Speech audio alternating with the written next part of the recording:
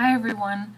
I wanted to give you a little bit of context about our grading contract. So normally if we were in class together we would take some time to talk about it, but because we're an online class there's no chance for that. So I'm making this video just to give you a little bit of context and explain what's happening. So I'm not someone who really cares about grades or even likes grades because there's so much research that shows that grades are not helpful to learning. In fact, sometimes they are a little bit detrimental to learning. So I wish we never had to give grades, but because AACC runs on the A through F grading system, we had to kind of come up with some sort of compromise, and my plan to do that is this grading contract. So everything that you will see on Canvas and everything that you will turn in will be graded on a complete and incomplete basis.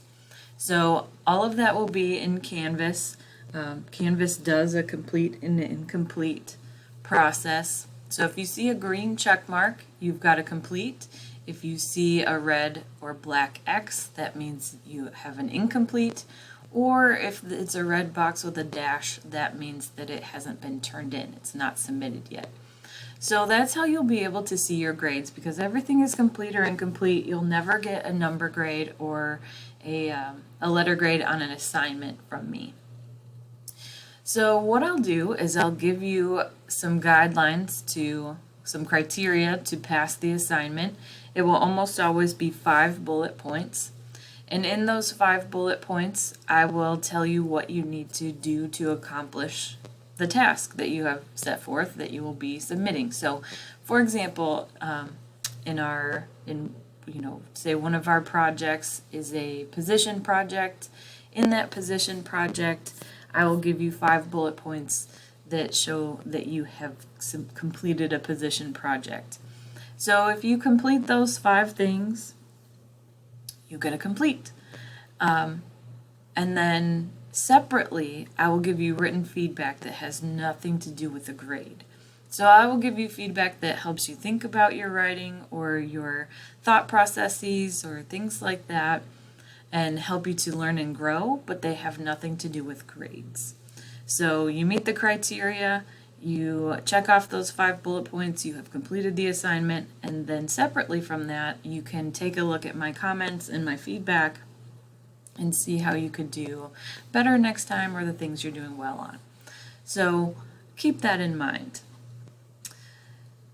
So another thing that you need to know, here's the total work of the course. So you'll notice that there are 8 things. Some things have more than one. So for example, you'll have a few informal reflections on things. That'll be 6 of them in number 6. But basically you have 8 types of assignments that you're going to do in this class. And if you complete those 8 assignments, you get an A in the course. So I'm going to let you read through the rest of that, but here is what I'm hoping for the kind of to earn your grade. So notice that everything in the columns are the things you have to do. Everything in the rows are the grade that you can get. So to get an A in this class, you have to do all of those major assignments. The position project, this says summary, but it should say group project, memoir project, and the research project, all marked complete. Your final reflection marked complete, informal reflections marked complete, at least 3 of them. Outlines marked complete, at least 3 of them.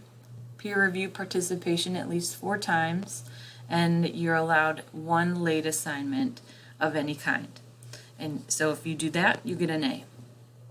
And then the rest are kind of doing less than that. So to get a B or a C, you have to do those first columns, all of the major assignments and the final reflection. But notice that for a B, maybe you have done 1 or 2 informal reflections. maybe you've only done 1 or 2 outlines. You've participated in fewer peer reviews and you have more late assignments. Same thing with the C. So I hope that you notice that this is based on your labor, your work. So if you are honestly working toward the assignments and doing the assignments in good faith, then you're likely to get it A, B, or C.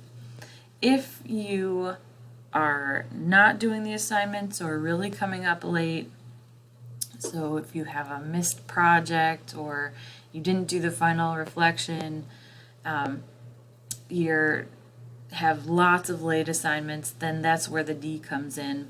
And it's really, really difficult to get an F in this class. Basically, you have to stop showing up and stop trying. So you're not logging in, you're not turning things in, you're not participating. That's how you get an F. So another thing is that anything that is marked incomplete can be revised to be marked complete. So again, this is about your work, this is about your labor. So as long as you turn something in that is a real try, then even if it's marked incomplete, you can always redo it. You can always resubmit and get more feedback, and as many times as you need to, you can do the assignments. So let's say that your position project has some missing components and it needs some revision. If that's the case, but you've turned it in, you've given it a good try, I've given you feedback, I give it back to you, you revise it, submit it again, that incomplete is gone and it's marked complete.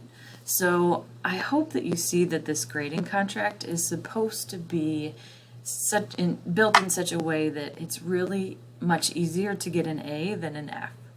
So I hope you keep that in mind. So this is our grading contract. This is how I'll be grading you in the next several, this whole semester, the next 13 to 15 weeks.